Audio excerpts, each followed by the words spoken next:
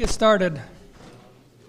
First of all, welcome to the February meeting of the Utah Amateur Radio Club. Who's here for the first time? Oh my heavens, look at all these people. And my leg's broke, so I can't walk around. Excuse me. Where were we? Right here. Just name Tell and us who you are. my name's Josh Peterson, call sign KK7QAS. Welcome. Thank you. Andy Etchell, KA7ZQX.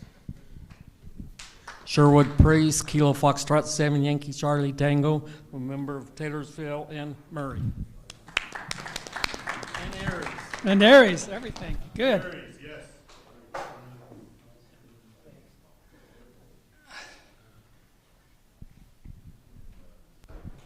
KD7ZWB, Jan, also with Murray Amateur Radio Club.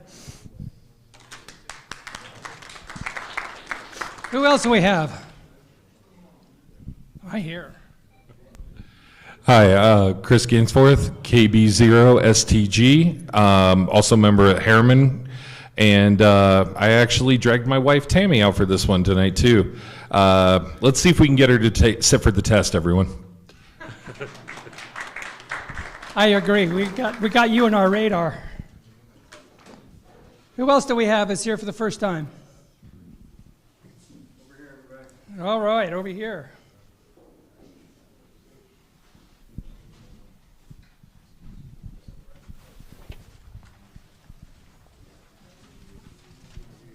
Oh, thank you, sir.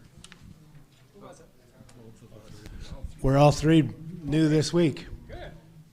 This is our first week. Eric, K7TYL.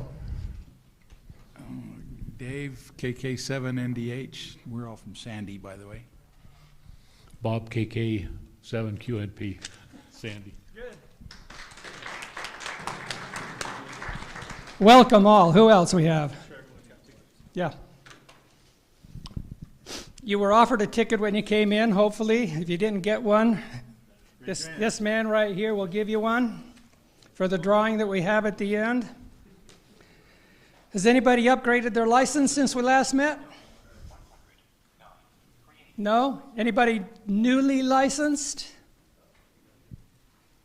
Yeah? Relatively? How long? Second week of December, so a little over a month. Okay, about a month. Well, good. Who else? What? Thought I heard somebody. Nobody else? Okay. All right. There's a man in the back of the room there that sells books. Take a look at what he's offering there today. If there is a league book that you want that he doesn't have, he can order it for you. You save shipping on that if he does so, I believe. Is that right, Rick? There you go, my friend.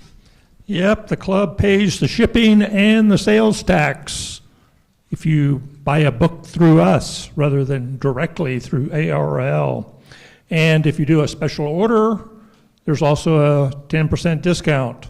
So I do have some marked down clearance items up here. I'll let you browse for the little tabs that are in the top. And that's all I have. Thank you. For those of you holding tickets wondering what to do with them, there is a white bucket right there. Put your tickets in that.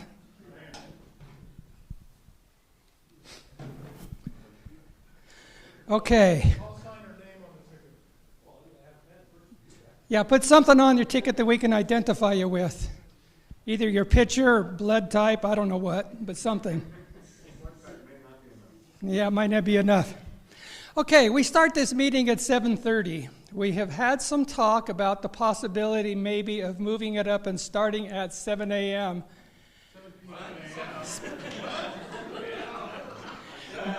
But that was shot down. So we started talking about 7 p.m. Yeah, that's right. Wake you guys up. How many would be in favor of starting at 7 p.m. instead of 7:30? Okay, how many are married to the 7:30 meeting time?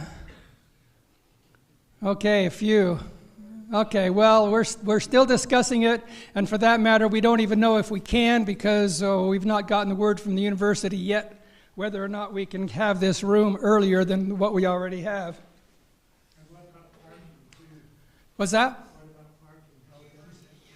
Another thing, yes. Yeah, so we're looking into it. We don't know what's going to happen as yet. At any rate, anybody, who here attended the digital conference? Most of you, good, good.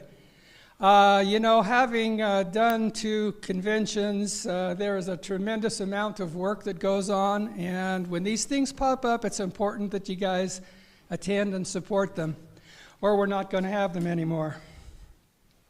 The VHF Society swap meet will be March 30th this year. It's traditionally the last weekend in February, but now it's going to happen in March. Yeah. Is it going to be big or is it going to be small? Soon I show up and there's like not much going on. Have you ever been to the VHF Society swap meet? Because it's a big one. Okay. Yeah. It will be at the same place they always have it. Go to the VHF Society website if you don't know where that is. It's the Davis County Fairgrounds, I think. Is that what it's called? Yeah, Legacy Event Center. Legacy Event Center? Okay, thanks. All right. I'm going to turn the time over briefly to Gary and Glenn. They're going to talk to us about what's going on with our 2 remote stations. So, Gary and Glenn, you're up. Okay, a lot going on here. Marvin, can you hear me? Hello? Yes. All right. Okay, yeah, on the HF remote transceivers, these are remotely controlled radios on HF that club members can use. They've been up and running for almost 6 years, except that right now both are down. So I'm going to talk about them. The HF remote oh, by the way, the status of them is on the website. If you look under HF remotes on the left, there will be a couple lines showing the status of the remotes. But weather kind of snow piled up and took out the antenna. I'll let Glenn talk about that one at his cabin above Fairview in San Pete County, and also in central Utah at Leamington. Some power outages from Rocky Mountain Power kind of teamed up with a computer issue, probably memory or power supply, to kind of take it down. So it's been down for about a week. But on Saturday, Laird and James and I plan to go up and get it back up. And there are some really interesting power situations involving a UPS and an A-B selection switch that Clint built back when we first installed it. That's been really cool. And so some things are going on there. So if you do use those, or if you're interested, they'll be, the Leamington one at least will be back up on Saturday. And then on the other one, it depends when Glenn can get up there, right? Glenn, go ahead. Tell him about yours. Correct. Okay, let's see if you hear me okay or not. Yep, sounds good. All right. Anyway, yeah, the remote at my cabin above Fairview, about 8,825 feet. The antenna stayed up the first time for 16 years and the second time for about 9 years. And apparently there are squirrels or something that chew the end of the paracord and brought it down in a windstorm. Interestingly, the antenna can tune 12 meters, but none of the other bands with the automatic tuner that's on it. So I have the HF station powered down, but the computer is still operational. Last year had a problem with an RJ45 that when it got cold, disconnected. We corrected that last year during the winter, and that connection is not being a problem at all this year. So unfortunately, up until this week, there wasn't quite enough snow to get a snowcat up to that location. But at this point in time, I'm going to check with some neighbors with a snowcat down there, and we probably can get down. Clint can speak a little bit to it because he was there when we tried to keep the antenna up and we were not able to find the other end of the paracord. And we kind of expected it to come down, which it did do. So anyway, that's the report on that end, and we'll see what timetable we have, and I'll get the information to you so you can let anybody know. Tonight on my own tower, I had one of those big 4-foot span owls literally on the tower, so I had to bring all the cats in tonight, but it was kind of Great horned owl. all right. I'm gonna go back into and watch the rest of the meeting on the 72-inch TV so I can enjoy Clint's presentation. Thank you. Okay, me too. And just one other little note. There are great plans to put up a 4th antenna at Leamington. It'll be a 6-meter loop-fed array beam antenna, 6-element loop-fed array on May 25th around Memorial Day. So good plans for Leamington in the future besides getting it back up and running probably on Saturday. So back to you, Marvin. Thanks. See ya. Thanks, guys.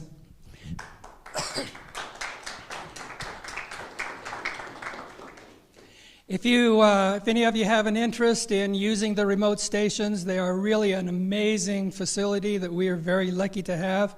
All the information that you need is on the website. Go there, read it, do what it says, and if you are a member and you are general class or above, and you ask for it, we will grant you permission to use those stations when they come back on the air. Okay, how many of you use the repeaters around the area? Yeah, about everybody's hand went up, right? Yeah, we're lucky to live where we live because we have all these wonderful mountains around us, and there are wonderful places to put repeaters. But they didn't just grow there. And Clint is our repeater engineer. He's going to pull the curtain back and tell us a little bit about them. Clint, you're up.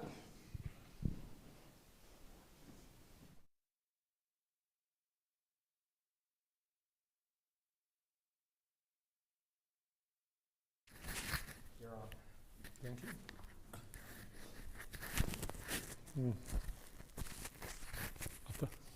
I thought I was going to have more time to waffle, but anyway, go ahead and I should be feeding you. Oh, there it is. Okay.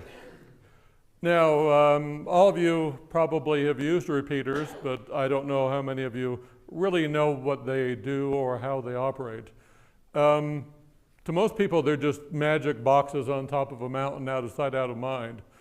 But in reality, they're a lot different. For example, we are lucky enough to have these really, really, really tall towers made out of rock and who knows what else. And they give us the opportunity out here in the West to cover hundreds of miles, 100 plus miles in any direction.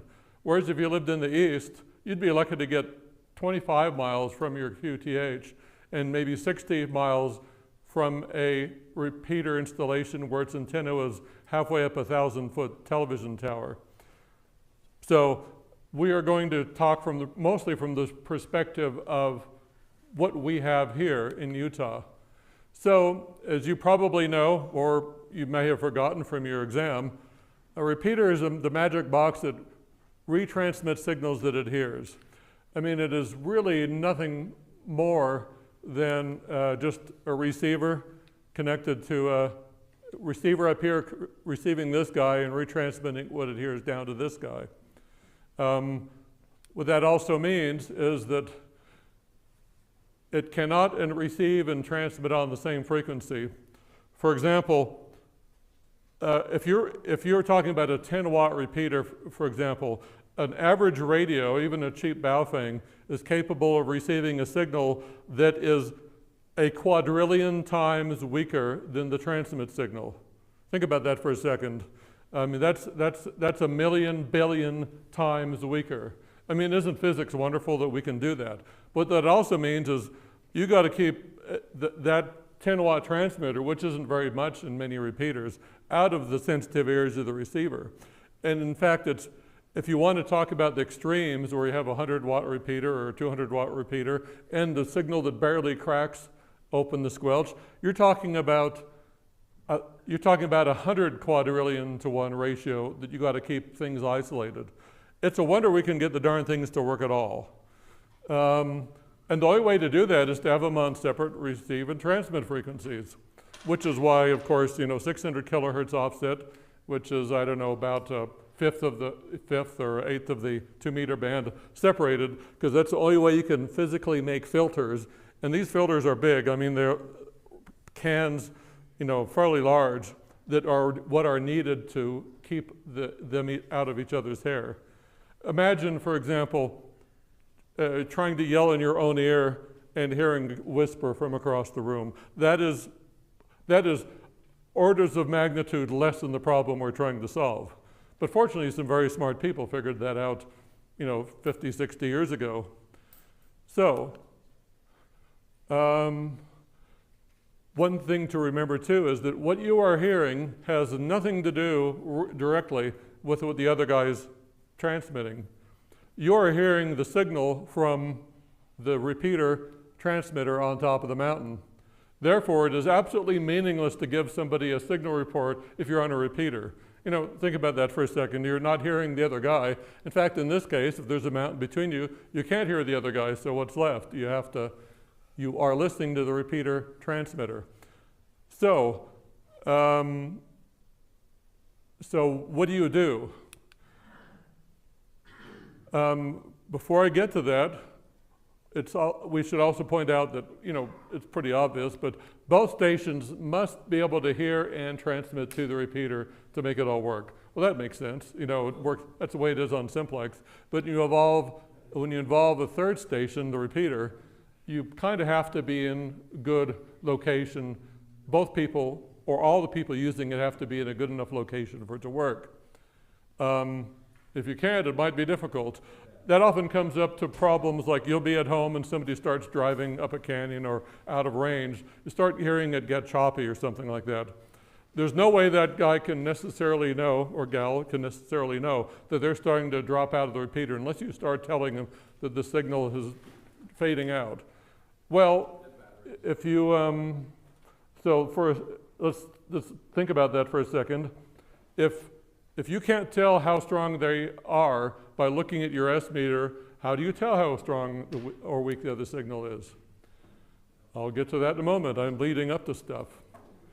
As I mentioned when I start, in Utah we can cover many thousands of square miles. The 6-2 repeater covers more area than a lot of states back east. Think about that for a minute.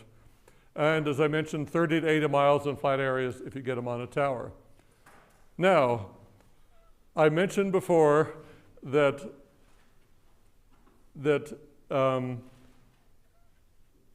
there's a trillion or quadrillion or bazillion to one, it might as well be a bazillion to one difference in the weak and the strong signals. So what I have here to kind of demonstrate is I'll flip this around. This is a service monitor. If you're working on a repeater, you need equipment like this, preferably two. And this generates and receives signals from a transmitter. Use it to test transmitters. They'll test sensitivity, power output, and everything else. So what I'll do is I'm going to have this receiver on 6.2. So what I'll do is I'll set this signal to, okay, there we go. That's, so that you can kind of hear that. That's a pretty good tone. Presume somebody's talking. Now I will increase this signal by 100 billion fold by going here and here. Now what did you notice happen? Did it get go back to the thing. Did it get 100 billion times louder when no, of course it didn't. We'd all be dead if that were the case. But what you did notice a little bit, and I'll touch on this in the next slide, is that it didn't get louder, but it was noisier when it got weaker. So this signal is, the signal I'm feeding the receiver is 1,000th of a watt right now. So now I will go to a few trillionths of a watt. Right there. There's this, so you can still hear the tone, but what do you notice that's different? Yeah, it didn't get quieter, it just got noisier. That's the thing you got to remember about repeaters. is NFM. Excuse me. What? Well, yeah. I mean, it's thermal noise in the receiver. So let me switch power here before I run my battery down on my. So we are all putting this stuff together. When I had the signal cranked up, you notice the noise disappeared. That is referred to as the full quieting signal. And when you're listening through a repeater, you can't look at the S meter. You can't look at the repeater's S meter, assuming it even has one. What you need to do is listen to the noise that you hear between the syllables when the guy's speaking. If you hear any noise at all, they are not full quieting, as it were. They could be louder, but you also know from experience, they can be pretty darn noisy before you have trouble understanding them. The human ear and the brain is remarkable at picking out little bits and pieces and putting them into context and fitting the pieces together that might be missing and working through the noise. It happens in a busy room with a lot of conversations. And arguably, if you have just kind of a white noise situation, it's a bit easier because it can be a bit less distracting. So when you set the squelch of your receiver on your radio, what it's listening for is that noise. Now, there's a little trick they do. I couldn't demonstrate it here because a lot of us are old, and including me, I have bad hearing way up high. But if you know audio, the speech only goes up so high. It only goes up to 3 to 5 kilohertz. But inside the radio, it can see signals up to like 50, 60 kilohertz into ultrasonic range. And wouldn't you know it, it's really darn convenient that when the signal gets weaker, the noise way up, the high-pitched noise gets worse before you can actually, the noise down low where you can hear it gets worse. That's how squelch works. It's listening for that really high-pitched noise, and that comes in quicker than you start hearing the noise. It's if by magic. You know, there are no modern FM radios that use the signal strength for squelch. The S meter has nothing to do with your squelch setting directly. I mean, if you get a, think of it this way, in a quiet location, you can hear a signal that barely moves the S meter and is kind of noisy, or if you're in your house next to your computer, you might have a full-scale S meter on noise, but you can't hear the guy very well because it's all noisy. The reason for that is we can use this other trick we talked about of listening for the noise. Now, wrapping this all together, the 6.2 repeaters, one of the older-ish repeaters in the state, technically the 9.4 repeater, which is one of the few extant repeaters that can be traced back to the 60s. The 7.6 repeater is on Lake Mountain, which is one of the club's repeaters, has been in its current state more or less since about 1975. Still has some of the same control gear. If it ain't broke, don't fix it. I mean, you know, it almost never, I haven't been on the mountain for 3 years because I haven't had to touch anything. The 6.2 repeaters are a relative newcomer in that sense. It went on the air in the middle of 1980 on 6.1. And it became our familiar 6.2 in about, I don't know, around about 84, when Utah decided to change the spacing between repeater channels. Now, one thing you might have noticed if you travel outside the state of Utah, a lot of the repeaters have frequencies that end at something, something 5. And we don't do that here. And as a quick aside, the reason we don't do that here is the people that decided this back in the 80s realized that in Utah, most of our repeaters are on a relatively small number of mountains. Okay, it would make sense. Most of them are in metro areas. They're scattered across the state. Whereas a place like California, they put them 15 kilohertz apart. But if you do that, you cannot put two repeaters that close together without them being like 100, 150 miles apart. So you take that into account with Utah. The way we use repeaters in metro areas, if we try to make them closer together and cram in more repeaters, we would have to space them farther apart. We'd have fewer repeaters we could use. But most of Utah, there's nothing. Go away from the Wasatch Front. You know, you have like 20% of the population or less, just scattered everywhere else. So it makes sense that we space them apart. The 6.2 repeater went up on Farnsworth Peak, and That's the one to the west. That's where pretty much almost all the TV stations come from these days. It's historically been where most of them come from. Most of the FM broadcast stations are there. So it's a really busy place. This is a relatively recent picture. And there are literally, there are literally megawatts of radiated power up there. I mean, you take your Baofeng up there, it is utterly useless. You can't get it to do anything. You take a decent mobile radio that is pretty expensive, and it barely does anything at all. In fact, almost no radio works worth a darn unless you throw those big, remember those big cans I was telling you? You throw them at it. So, there's this other problem too, is that when you're on site, all these things interact and make noise. Like you have two pieces of metal on a building touching each other. They act like crystal radios and re-radiate noise that has nothing to do with it. So even if you could keep the transmitters out of the receiver, which you can with a bit of effort, there's so much noise, you know, it's like hearing like a noisy room. That's exactly how it seems to the receiver. You can increase the sensitivity as much as you like, but all you hear is more noisy room, which does nobody any good at all. So back in '79, Gordon and Smith and Randy Finch took a receiver and a spectrum analyzer and started walking down the ridge, you know, do. And about 400 feet down the ridge, they found a place that was relatively flat, and they plopped down this tower in some cement, and there's a remote receiver here at the base. And that is the way they get rid of the noise. Now, it's still pretty darn noisy up there, so they've always side-mounted these antennas here. So you can imagine on the other side of this is the noise.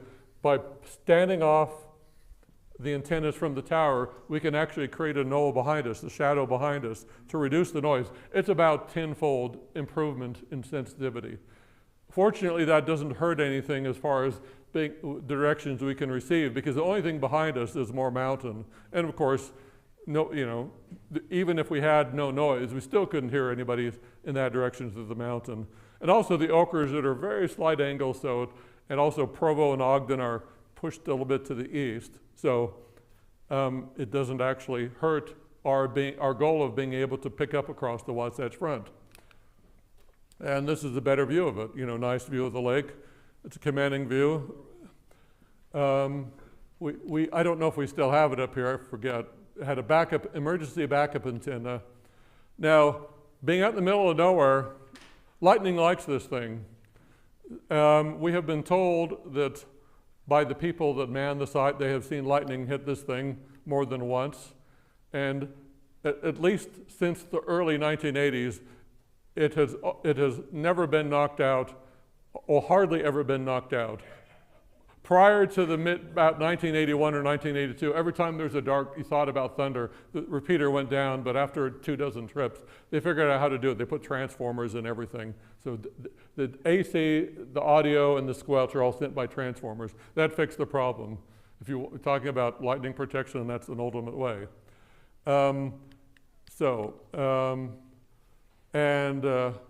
These antennas are inherently grounded, so we did have a lightning-induced outage last fall. You may or may not have remembered 6.2 was down for a day and a half or so. And when we called the guy that was up there, he said, well, it was a hell of a lightning storm. We lost all sorts of stuff. The lights are going on and off. And we found a blown up IC in the controller. Most of the controller from 6.2 is 40 plus years old, which means you can order parts on Mauser and just plug them in. If it were a Raspberry Pi or something like that, every time you had a power bump, it would take minutes to come back, 5-10 minutes to come back up. This thing boots up instantly. There's no boot up at all. And we can still get parts for it, believe it or not. And in fact, there's a Tupperware full of parts there, just like, oh, it's this one, put it in. You know, that's one nice thing about having old stuff. And also, truth be told, the really old components from the 70s and 80s are way, way more rugged in the face of lightning than anything modern, because nowadays everything is nanometers tall. You just look at it wrong with static and it blows up. The old stuff could handle quite a bit. So, we do have some computers on site that augment everything, but anyway. Now, the transmitter is not down there. It's kind of up where all the noise is. Originally, there was a tram going up to Farnsworth Peak. That's a whole set of stories on itself. And it was very scary. It never killed anybody, but it tried to. But originally, 6.2's transmitter was located on the tram building in the box under a swamp cooler cover. It was like that from 1980 till about 99, I think. Then when they tore down the tram building to expand it for digital TV and put in a helipad, that had to go. So it got moved into another building, a nearby building, got moved about 40, 50 feet away.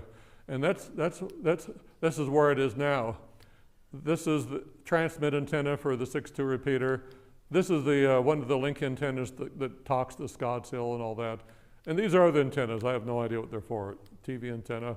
Why do you have a TV antenna on a TV site? I don't know. But anyway. All right. Now, should be no surprise that the geography limits VHF and UHF signals. And the coverage of 6.2 is pretty much limited to the Wasatch Front and the West Desert because of dirt. I ran calculations. Anybody hazard a guess, if you had a handy-talkie with a decent rubber duck and you were in free space, how far could you hear the 6.2 in miles? Just hazard a guess. If there was no dirt in the way or anything like that. 140. More. M with capital M. 300? Way, way more. 1,000 miles. More. 2,000 miles. Okay, 12,000 miles. I was getting there. Yeah, you would have gotten there eventually. So in theory, I ran the numbers. 100 watts into a typical handy-talkie, you should be able to get a usable signal at 12,000 miles from the 6.2 repeater. If you were way out in space, there's no other interference. You think about that, well, we have satellites, right?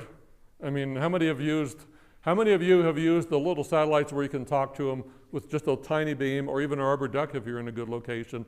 It's running 1/10 of a watt.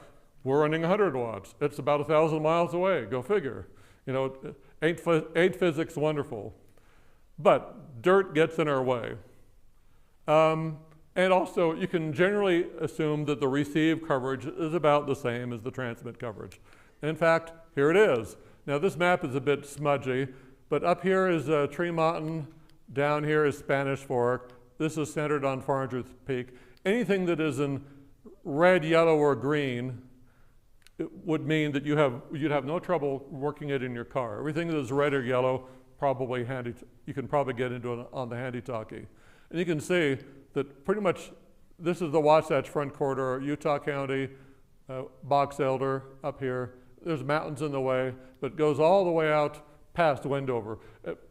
I've heard people out by Wells, Nevada, getting in the repeater, and that's about the last hurrah. And that's what, 140 miles away, 120 miles away, something like that. That's why So, I said 140 because somebody called in a traffic accident with a handheld from Wendover. yes.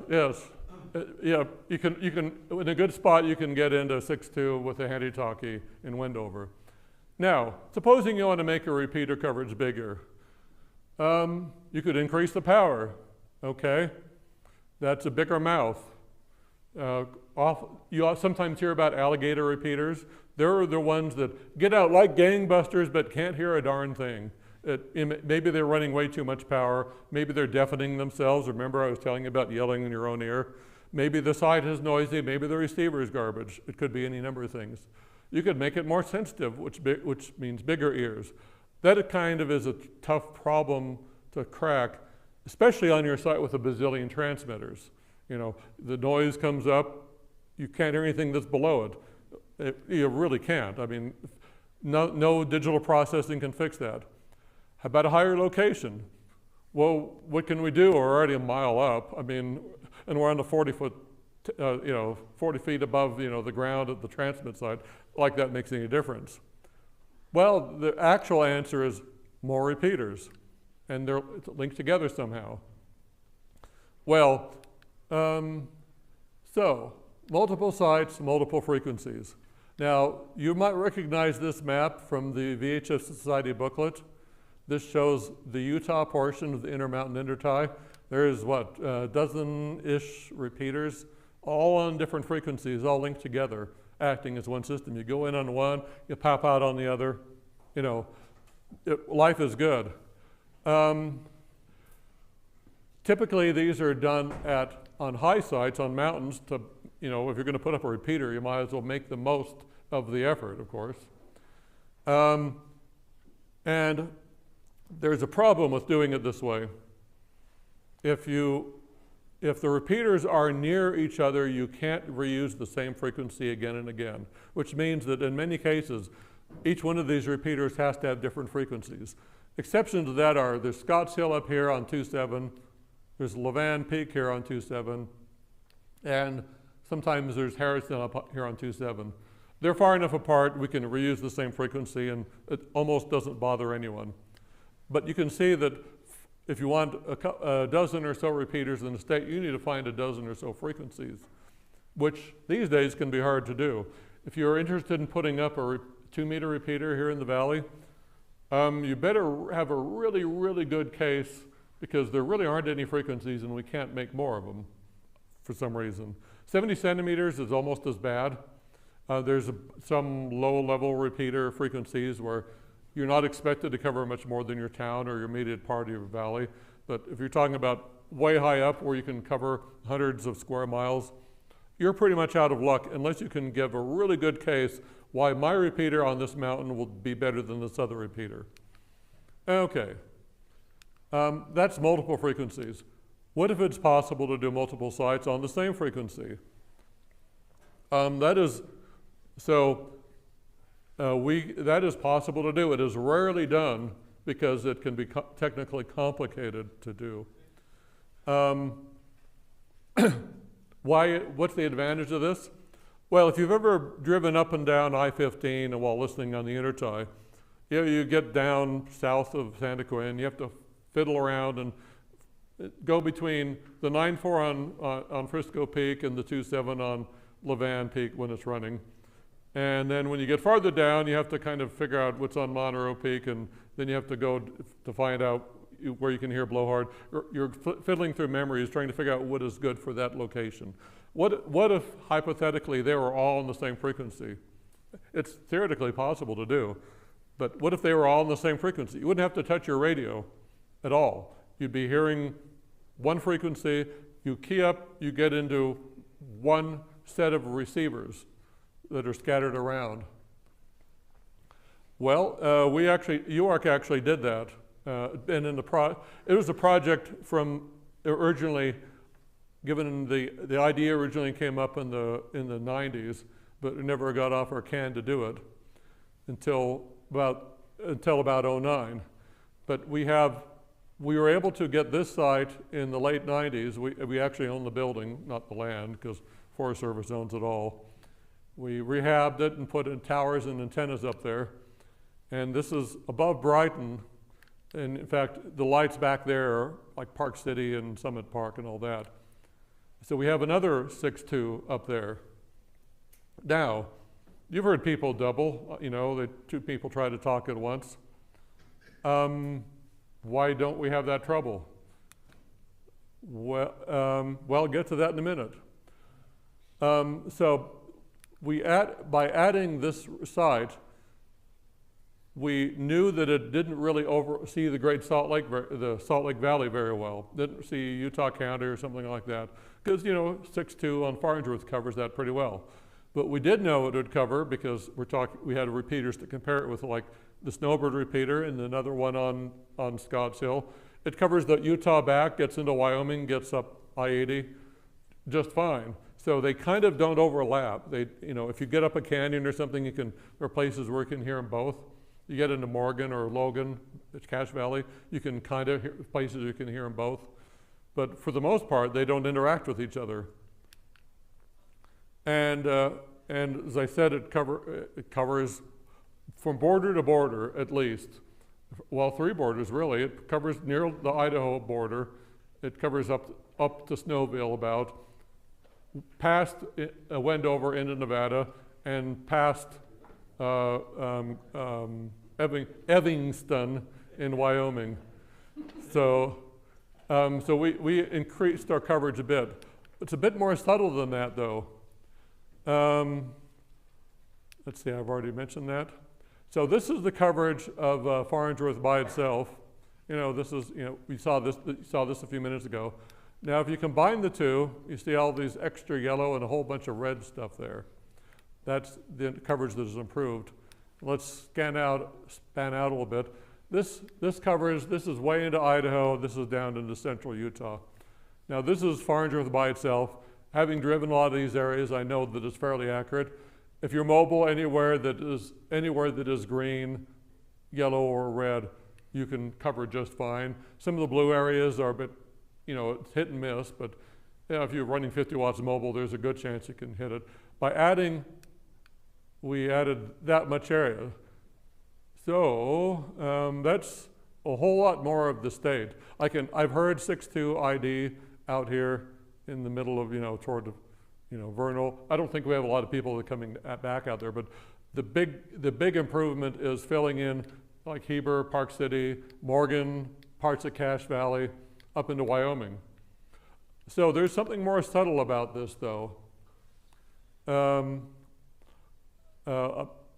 which I'll get into momentarily. Remember how I said that I demonstrated when the signal gets weaker, it gets noisier? So if we want to make a repeater system that covers a bigger area, the two transmitters make kind of intuitive sense. You blast out, the signals are heard in a bigger area. But what about two receivers?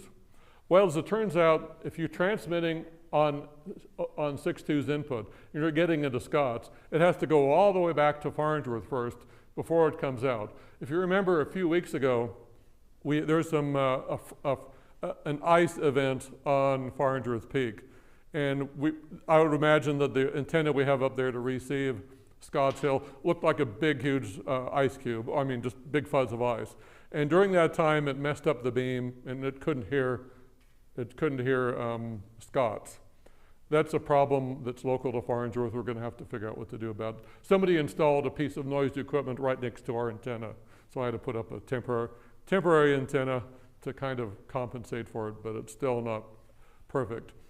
But anyway, so during that time, if Scott's was working, it could hear Farnsworth, but nobody on getting into Scott's could be heard from Farnsworth.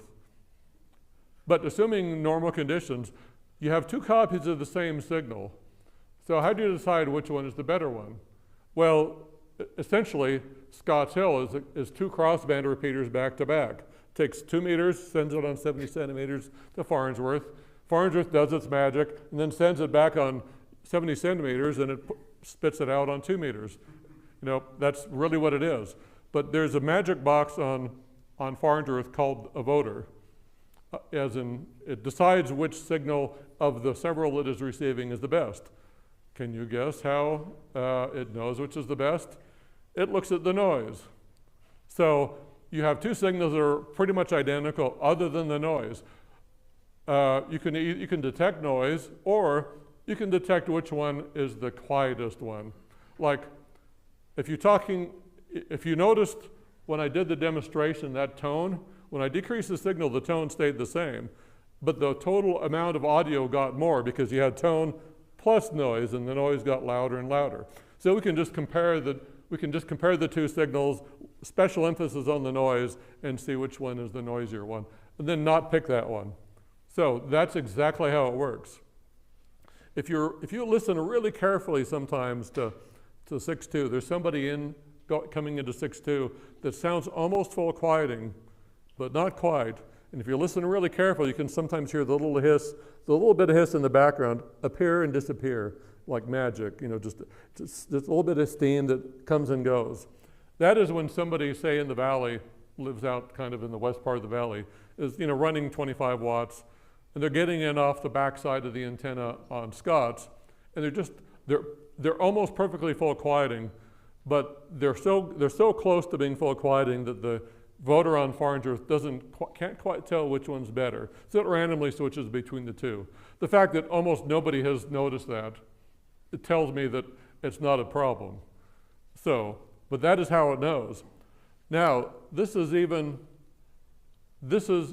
really important in the sense that if you have multiple receivers on the same frequency and you're driving around, it gives you the advantage that, a good advantage in that the sum of the two receivers, or however many receivers you care to put down, is greater than the sum of, the effect is greater than the sum of its parts. Take, for example, the linked repeater system. You're tootling down I-15. You want to stay in the intertie. You're fiddling around trying to figure out which receiver you're going to get into. Imagine if the radio could figure out which one to get into for you. Now, they do have, some digital radios can do that. They're used by some of the agencies. But in this case, we have the receiver on Farnsworth doing that for you. It's saying, of all these receivers, which am I hearing the best at this instant? Oh, that one. Oops, now that one got better. If you're going up Big Cottonwood Canyon or Parley's Canyon, you're going to be bouncing around between both sites all the time. It's totally transparent to you, but the sum is that it's much less likely that you'll fall into a hole where neither of them hears you, which is kind of cool. So that is why it's more than the sum of its parts. That is especially true on receive and also on transmit to a degree. Now, here's the thing too. So you're somewhere and you're in a building or you're at a traffic light. You ever come to traffic light and you slow to a stop and you're listening to the repeater say in county away, and you stop right in a knoll where the signal fades out? I'm sure you've had that. You've also noticed too, if you just move either direction, like literally an inch or two, the signal comes back. You've had that happen. Well, yeah, the S meter, yeah, that is the sort of thing that happens. Now, let's see here. Now, if you're talking about, we talked about receivers, it can just grab the best signal. But what about transmitting two separate signals? Well, these signals would be like doubling, except that we take good care to make sure they're close to frequency and they're carrying the same thing. If you had two identical signals, it wouldn't matter which one you're receiving, right? But if you're in an overlap area, say a good example is if you go to Spruce's for the UARC steak fry, I highly encourage you to go, you'll notice that's in one of those spots where you can hear both Scott's and Farnsworth at the same time. And if you're there, you hear sort of a swishing sound. Now, kind of like what happens if you are in a bad spot where you can just move your antenna a few inches, you can kind of find a spot where you don't get that switching sound and you hear one better than the other. Now that works for receiving a transmitted signal. On a normal repeater, if you found yourself in a dead spot, you just walk around and, oh, there's the signal. But how in the heck are you supposed to know how to do that when you are transmitting? Well, the voter helps because there's double the chance, perhaps, that one of them will hear you. But, so you get a direct feedback. And now, you might wonder, don't they interfere with each other? Well, really not. Now, if you know Doppler shift is that thing, the car horn is higher pitched than it is when it goes away from you. On 2 meters, it's 60 hertz. It's 60 miles an hour. That Doppler shift is 13 hertz. If you're talking on single sideband, you can just hear that change if you drive past the station. Now, for example, if the transmitter's behind you and there's a mountain in front of you, you can often hear a signal from both directions. And you're moving toward that one and moving away from that one, so the Doppler shift between the two is twice as great. If you're talking on single sideband, that sounds really weird. It sounds like on 70 centimeters, this effect is way worse. And it almost sounds like there's two people talking at the same time. I mean, just in unison. It's really weird. And the reflections can all do that. But that is no worse when you have multiple transmitters than if you have a normal transmitter. It really doesn't sound any different if you're tootling up Little or Big Cottonwood Canyon in the area between the two repeaters. you really can't, it just sounds like it's a little bit picket fancy, which is what all repeaters sound like in canyons. To minimize this, we have set Scots and Farns are 3 to 4 hertz apart. Now that is one part out of, that's 3 parts out of 150 million roughly, and they stay put. We actually use oven crystals for that. We could have used GPS or something, but we decided not to do that because of cost and power savings, because Scots can go days without power in the winter at times. And that swishing sound is, as I mentioned, that swishing sound, you just move the antenna around until it goes away. And if you're driving, you don't even notice it. Now, what could we do with this? Now, this is done in the commercial world a fair bit. It is rarely done in the amateur world, especially the multiple transmitters, so simulcast transmitters. For example, if one day the club decided, we had found a site up up north and that we could get into, wanted coverage into Cache County, well, we could do that. We could receive the same transmitter that Scots is receiving and retransmit into Cache Valley, seamless coverage, and then have it, the receiver come back and have it vote, as if it was just one giant system, all without needing to coordinate under the frequency, probably. And we could do that. What is more simple is we could add additional receivers if we want.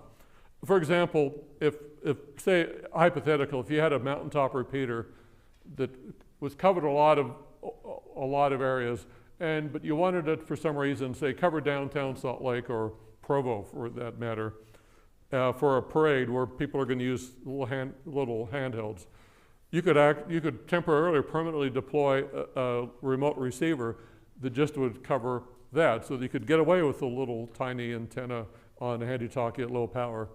And of course, the problem of receiving it's usually not a big deal because it's 100 watts, it gets out pretty well, and if you have trouble hearing it, just do this like you would anyway. So, all this could help reduce the problem of an alligator, which is the repeater that is all mouth and no ears. There are a lot of repeaters like that get out great, but they can't hear you unless you're running a lot of power. And that's almost worse than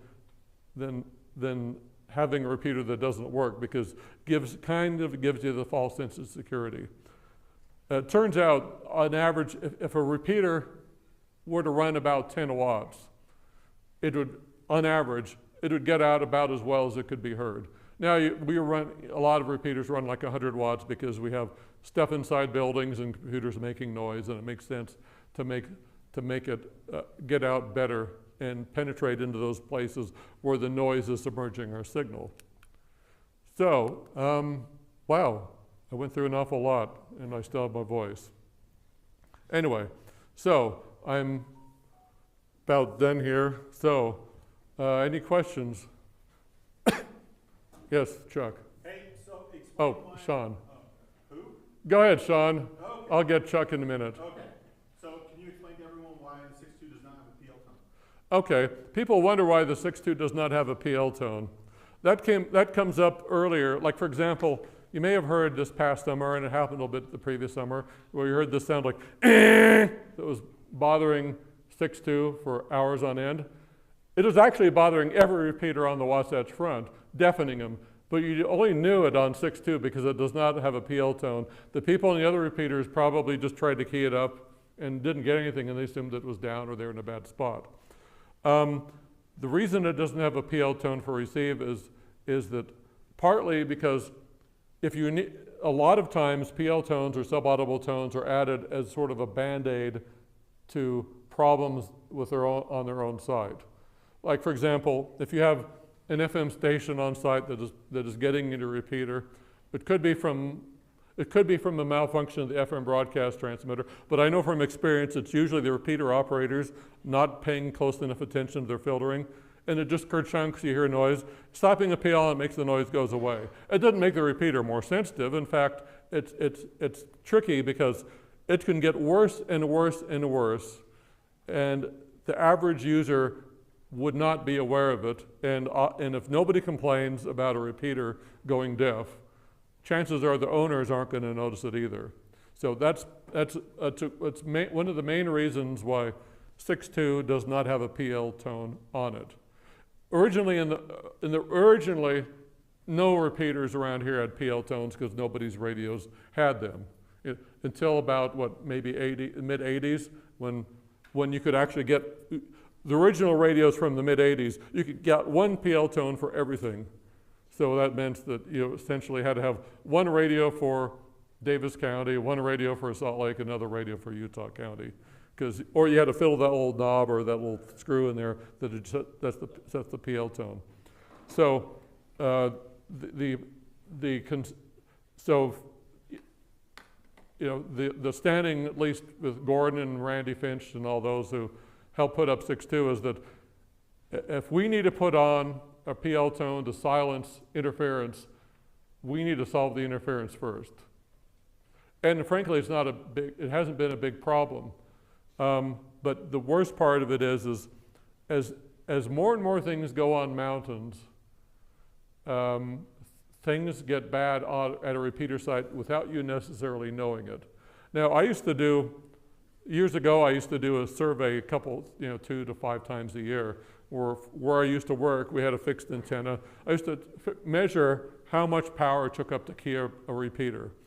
For example, 1,000th of a watt will key up a good repeater at 15 miles away, no problem. You could carry on a conversation with 1,000th of a watt with an antenna with no gain at 15 miles. So I would do this survey and figure, and there's a chart. It's on the VHF Society webpage still.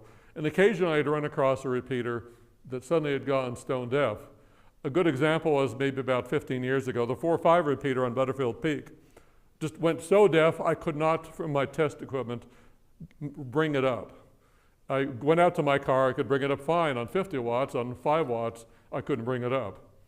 Which told me, and then it wasn't continuous, like some days it was just fine. Now, for a while, I know the users of the 4.5 repeater just assumed it was down because it got totally deaf. There's no way they could know it unless somebody with test equipment figured that out, or if they didn't have to run a PL, maybe they would have heard some noise on there that could have given everybody a clue that, oops, something is going on here. But I think it turned out to be another transmitter on site that had malfunctioned or an antenna feed line problem. I don't remember which, it's been so long ago. So there's a hazard of masking problems so that you don't know that they are there. And if you start putting we can test, this will test repeaters with PLs on them, but, and all that, but not everybody has one of these. Or you could test it with a handy-talkie and a step attenuator. More people have those.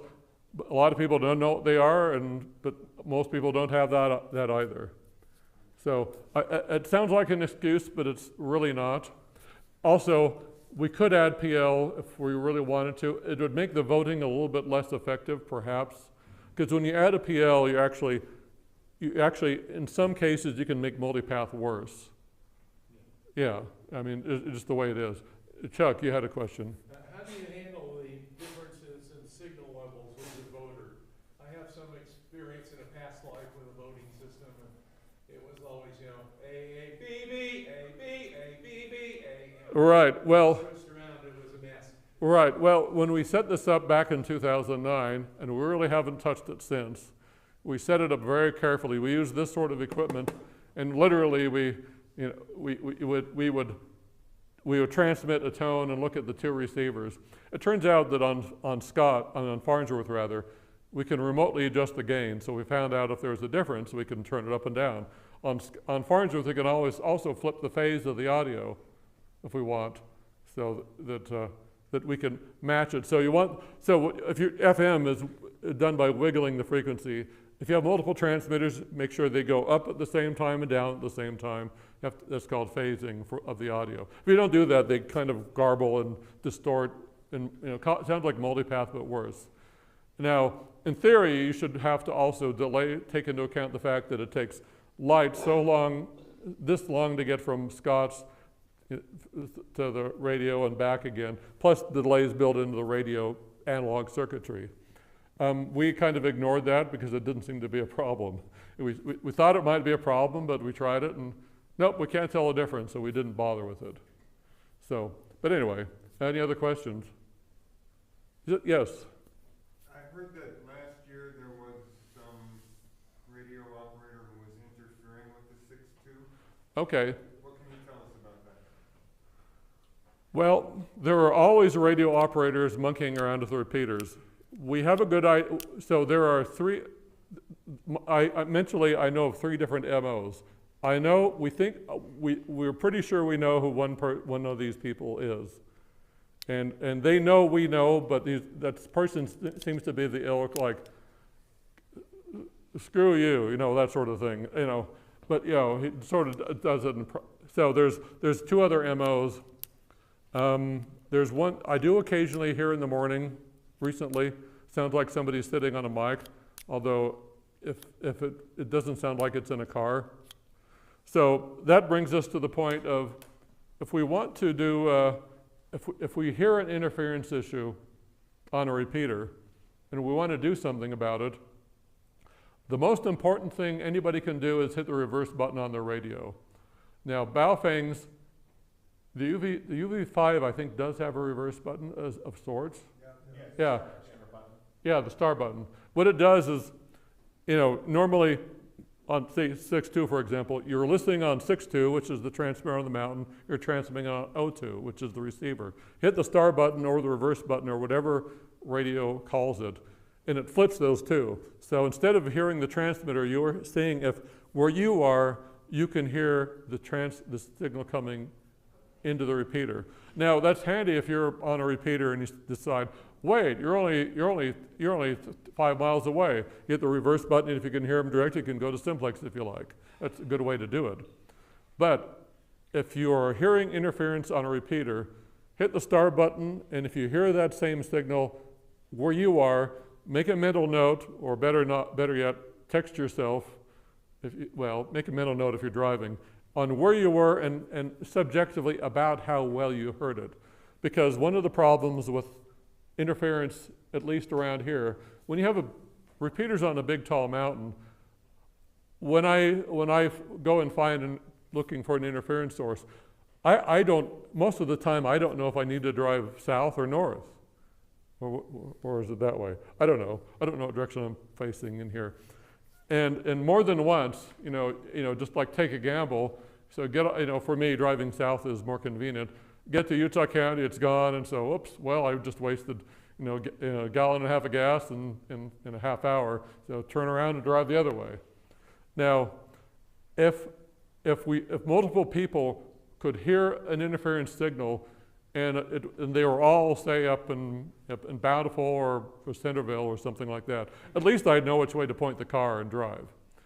Also, that helps. And also, if you get enough people, statistically, you should be able to narrow down to just a few miles. Because if you're on a handy-talkie in your house and you hear it really well, chances are the guy is either on a mountaintop, up on the benches, or fairly near you. And if somebody 5 miles away doesn't hear him worth a darn, or barely, then you know that they are near you. That is how we found a lot of interference sources. Typically, they are malfunctioning transmitters or people slamming the microphone in a car door or in a seat cushion or something like that. Occasionally, they are deliberate, and usually when they realize that we know that they know who they are, they stop, usually. So that's that. Now, we do, having said that, there is DF gear around. I own a set. I own a couple sets, actually. But it's not one of those things that you can just hand somebody and say, here, find it. Here, find the signal. It's something you they ain't cheap, they ain't simple to operate, and they ain't easy to install. I have a mind, so if I want to throw it on top of my Jeep, it takes me only about 15 minutes with my current set. But about 15 minutes. And usually I don't bother until the signal's been there for a while. There was this, about 4 months ago, there was a signal that got keyed up on 1.2 for hours. And John Lloyd and I DF'd it, and we finally determined it was probably up Little Cottonwood Canyon based on where the bearings came out. But before you could start driving up there, the transmitter blew up, or somebody got back to the car and said, "Uh-oh," and and quietly turned to stop. We don't care. It went away. They probably are going to be much more careful next time. They probably smelled their transmitter melting down. Yes. We got questions here.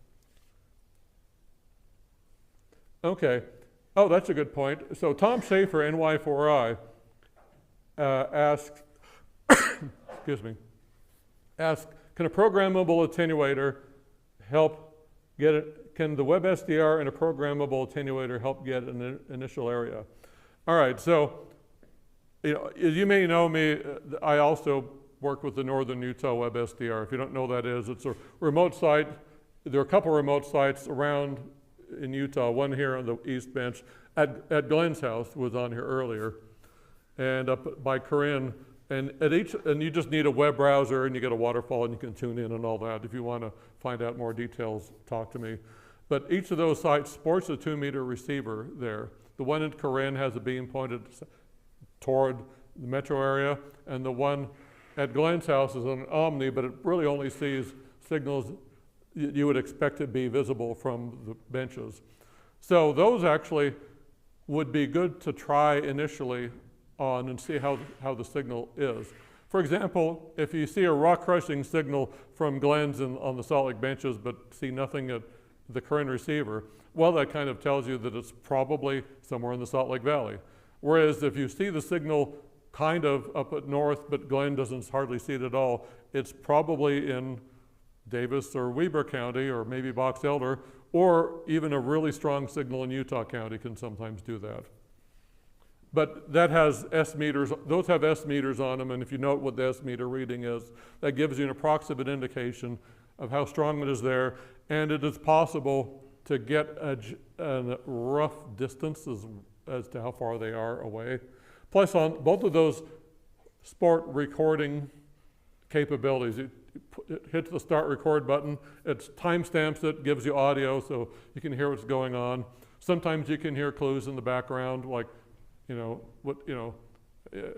one time we had a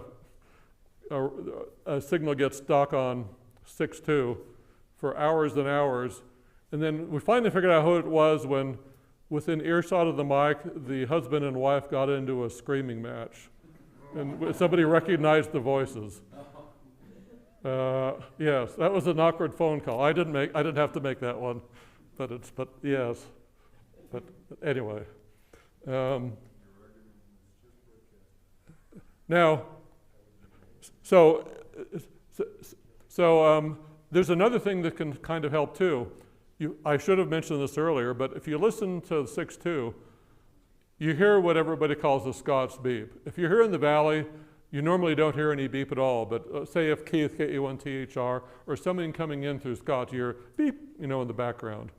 Now, if you're up, say at Brighton, you will hear a different pitch of beep from that transmitter, but if you chunk the 6.2 from Brighton, you'll hear what sounds like a cuckoo. Those two tones just happen to be the cuckoo tones. And one of the beeps is from the Scots transmitter, the other one is from the voter on Farnsworth telling you that you just heard a Scots signal.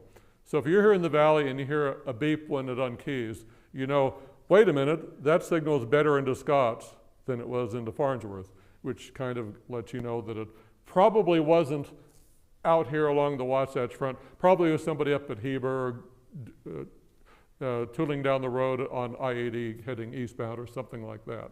There's all these clues. I mean, these could all be a meeting of their own. But as far as finding nefarious persons, the absolute, if you do nothing else, note if you hear it on reverse, note where you are, when it was, and let a UARC officer know about it when you did that. If you have a recording of it, it could, preferably something better than holding the mic up to your phone, but even that'll kind of do. And also when it started and when it stopped or when you noticed it. That is invaluable in developing an MO. It occasionally shows up now and then, but once in a while when the temperature is just right, you'll hear what sounds like teletype coming across 6.2.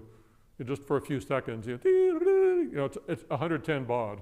It tells you how old it is. We know that's a water system in Hooper that does it. The only reason we know that is when this first appeared 15 years ago, somebody up there happened to live within a mile of the water tank where that transmitter was and could hear it. Otherwise, it would have been inaudible otherwise. We told the people they fixed the transmitter. A year or two later it happened, but apparently it was another transmitter that had the same fault, but this time we don't know which transmitter it is, and it usually only appears probably when the transmitter itself is exactly like 47 degrees Fahrenheit, Then it drifts across all the other repeaters and probably messes with the Ogden Club's repeaters and the Snowbird system, but they don't know it's happening because they're running a PL. Go figure. So anyway, any other questions? Yes. Remember back in the 90s, some of the bigger metropolitan areas had repeater groups that did transmitter fingerprinting. Oh yes. Is that still a thing? It could be, but that relied on the fact that good old analog transmitters were inconsistent, capacitor, component tolerances. I can explain in one word why that is much, much less effective now, and that word is Baofeng. Because from a fingerprint standpoint, they're pretty much dead identical. There may be slight differences in frequency, but their fingerprint, because all transmitters have a fingerprint, they're dead identical. Now, having said that, there are ways that you can tell if it's a Baofeng by listening to it. I'm not going to go into those because I never, but there are ways you can determine for pretty much 100% certainty that it's a Baofeng, but it doesn't tell you whose it is. There's also things you can do to make Baofengs, let's say, malfunction in strange ways that could be done remotely, which I'm not going to go into those at all. But anyway, but they're not bugs; they're undocumented features. Okay, and if you knew what they were, that doesn't sound cliche. That's exactly what they are. They're features that are not documented. Any other questions? Yes.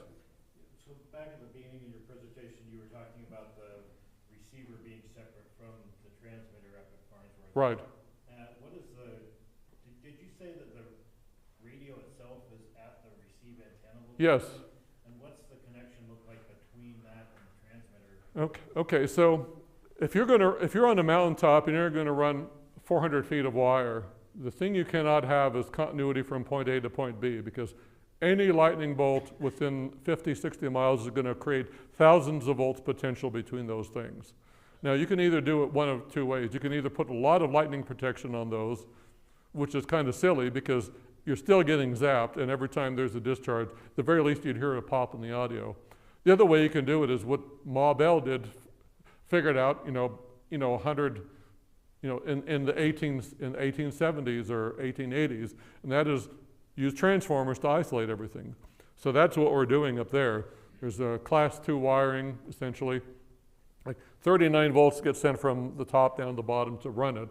And then the audios and the squelch are both, the audio is fed on a transformer coupled line up to the receiver. And the squelch is, to get nerdy, is PWM encoded. It's a digital squelch board that Gordon built in like 1982 or 83 that's remotely programmable.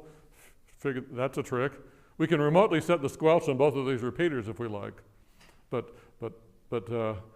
yeah, and they're all sent up without connection between the two using transformers. And that has, to my knowledge, there hasn't been a problem with that link since the 80s.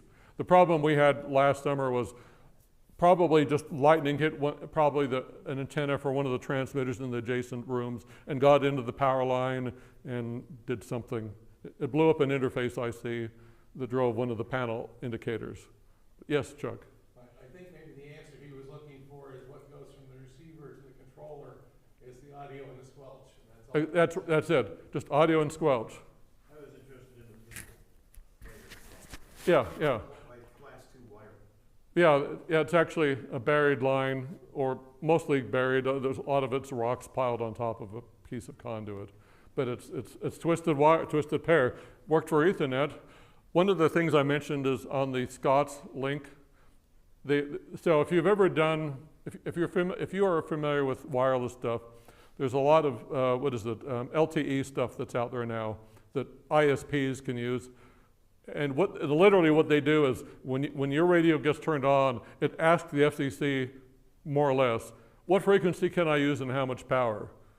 You know, because and one of the ways the FCC database knows to tell your radio what it can use is to not only have a database of everybody else that's asked the same question, but have these receive sites up there that listen to what all the goings on the frequencies are. Well, some bonehead put one of those right next to literally this far away from our link, our transceive link from Farnsworth. And for whatever reason, they put up 3 antennas. That one puts out noise, and it decreased the sensitivity of that link by at least 60 dB. I ran the numbers. If we increased the Scots from a mere 3 watts to mere 20,000 watts, we could have gotten over it. So I literally had to put up another antenna, you know, on the end of that mast that showed 6.2. Right now there's a Yagi sticking out, and that just barely works. When it gets covered with ice, it loses directionality. It no longer becomes a beam. It has, you know, it can see off the backside. So what we're thinking of doing is putting a UHF receiver down at the receive side for those again, and then piping up something to the side, because I mean, it's shame on us for having a receiver up in the middle of the noise field in the first place.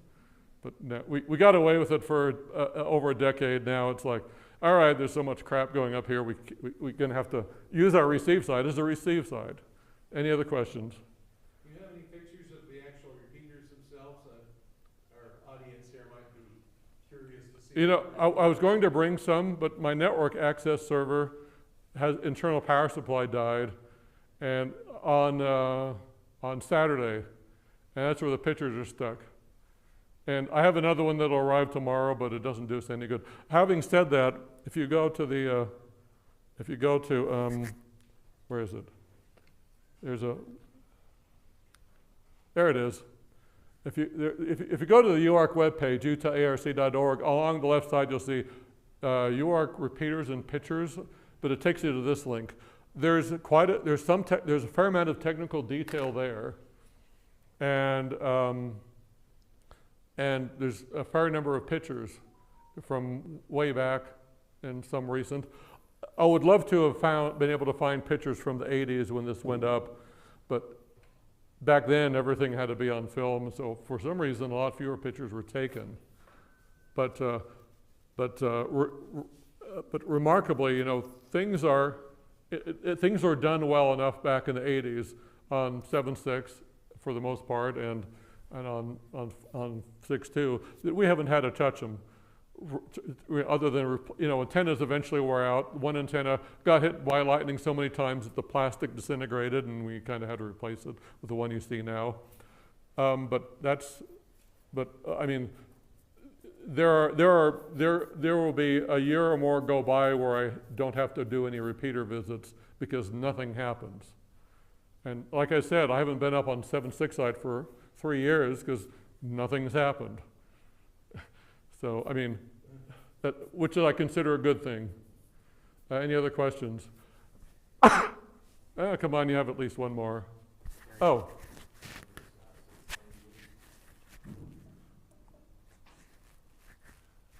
Let's see. Oh, Gary Crum mentions direction finding gear. I have an old 4 antenna rotating arrays type stuff. I also, Gary says he has one. I also own a Kraken SDR that I haven't had time to get together yet. It's a computer-based one that's supposedly a whole lot more whiz-bangy. It's not as intuitive, but it'll be interesting to compare the two, and I just have to assemble things. In theory, it should give me a heat map of where the signals are coming from, but one of the things to remember, if you are going to do direction finding, and if you have a beam, from your house, if you can figure out what direction the beam is pointed, it's helpful, where you get the best signal. But also from experiences that unless you're in a moving vehicle that averages out the randomness of bounces off the mountains and stuff, a single bearing is almost generally worthless. What you need is to do a continuum of bearings, because what's going to happen in general is if you're tootling down the road, it's going to bounce all over the place, but if you're able to keep one eyeball on the road and another eyeball on your speed and the third eyeball on what the little compass indicator on the direction finding is doing, you'll eventually notice that even though it looks random, it'll sort of statistically it'll tend to point in the direction where it's likely coming from. So, but anyway, that's... So we need to be like tornado chasers, not get in James's van with the tennis going different directions while he's running around the mountain. Right. Well, you got to be careful with that. I was going to bring this up too. If you do hear a jammer, the best thing is to ignore them. Some people, I can think of one or two people that cannot help themselves. It's not nice that you're doing that. Please stop. Well, if we are out looking for the guy, maybe that's appropriate because it'll egg them on. But they crave attention, and if it's as if they had no effect, they're going to get bored and go away. That's the majority of them that happen. They feed on others' misery. It's sort of Schadenfreude, I guess, of the other people on the air. But the other thing too is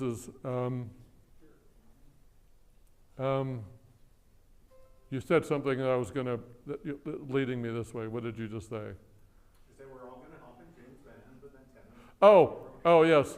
Many years ago, there was a jammer on the air, and it was up in Davis County.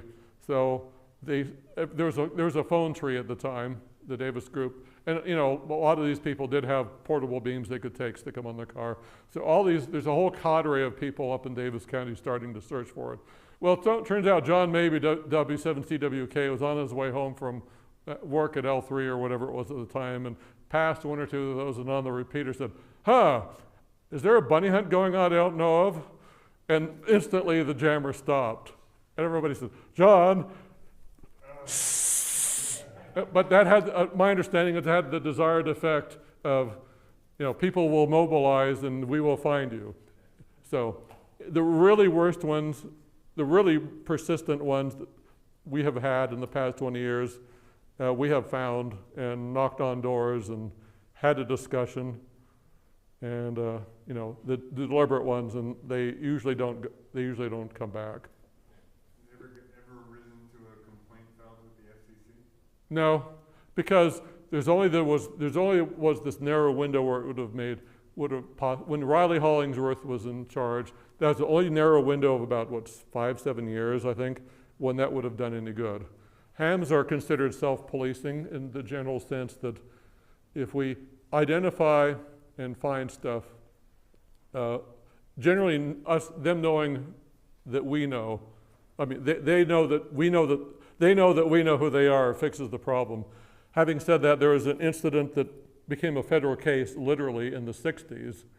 This is not a well-known story, but you're old enough to remember it, Chuck, aren't you?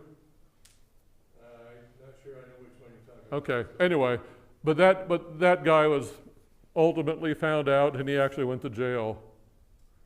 And it was the first, and the Utah Hams did such a good job at collecting evidence. That was the very first instance where the FCC on evidence prosecuted somebody on evidence they themselves did not gather. It was done so well. And that's a whole nother story.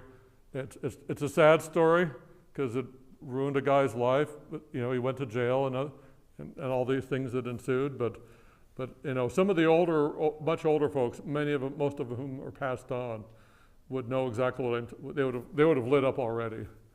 But that rarely happens anymore. If they're jamming the airport, then they get hauled off. But the reason he ended up in jail was there was destruction and destructive interference to the 9.4, which is the official civil defense repeater, and there you go. KSL had film of at 9 o'clock or 10 o'clock news of the guy being held up, going up the courts in handcuffs. Yes. Yeah, you do read occasionally on whatever the official observer program is now that changed over. Maybe one or two a month nationwide of where somebody was cited or fined or. Right. But it's pretty rare, and more often than interfering with hams, they were interfering with something. Right. Commercial or public service.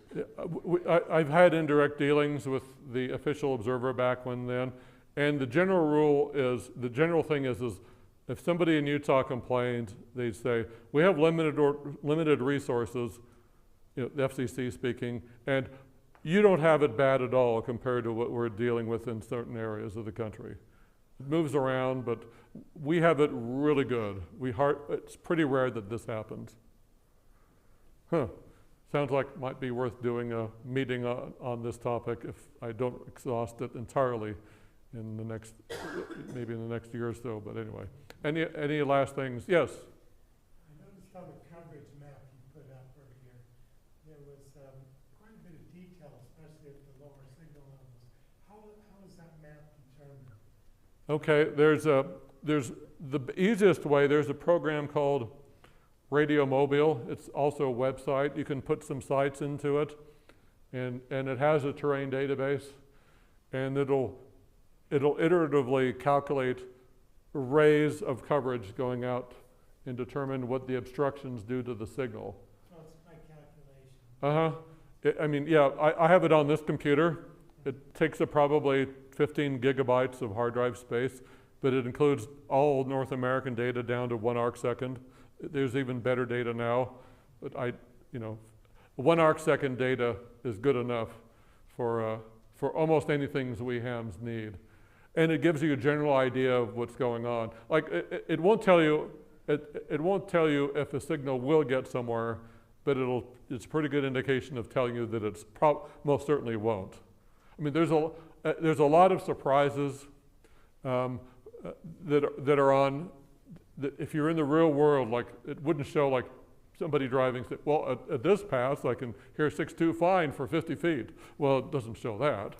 But there's some real world knowledge from various local effects, knife edging over mountains or something like that, that it cannot anticipate. But those are fringe effects, literally.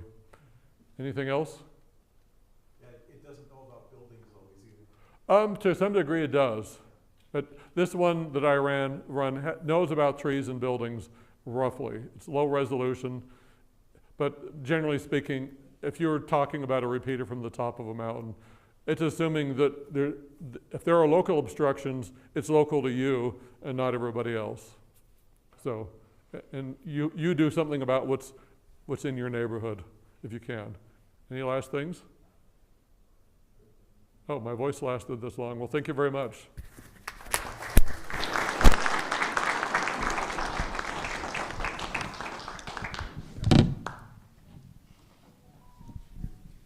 Thank you, Clint. Okay, if you weren't amazed by that presentation, then you weren't paying attention. How many of you have looked at the Northern Utah Web SDR site? Most of you? Where I'm at in North Ogden, where I've just moved up, I have some wonderful solar panels, but they're so noisy I can't hear anything. So I just listen to the Northern Utah Web SDR. I can transmit fine, I just can't hear. All right. The drawing. Has everybody got their ticket in that white bucket right there? If you don't have it, now's the chance.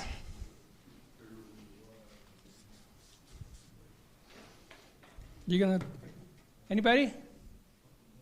Okay, Linda, I think we have 8 prizes this time. This down. There you go. We need 8 of them.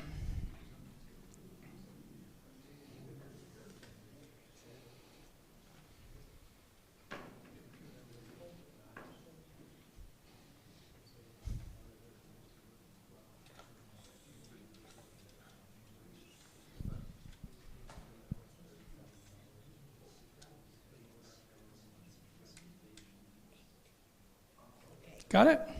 Okay. Thank you.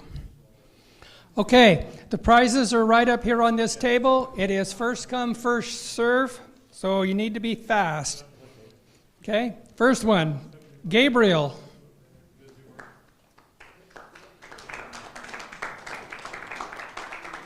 Number 2, Jan, KD7ZWV or U?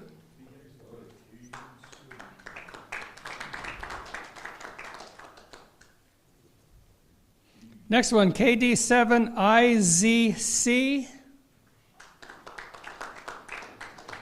That's 3. W6DCC.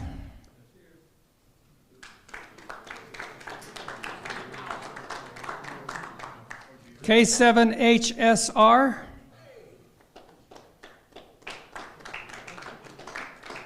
Rick, KG7G0W. Is that right, Rick? Did I get it right this time? Did I say 0 again? Jeez, what an idiot. Okay, here's ticket number 6970652. Somebody did not put their name on the ticket. If your ticket ends in 652, going once? We got it? Okay. Whiskey Alpha 7 JOS, Chuck. That's it. Thank you, everybody. Be careful going home. See you next month. Don't forget about the swap meet coming up on the 30th of next month, not this month.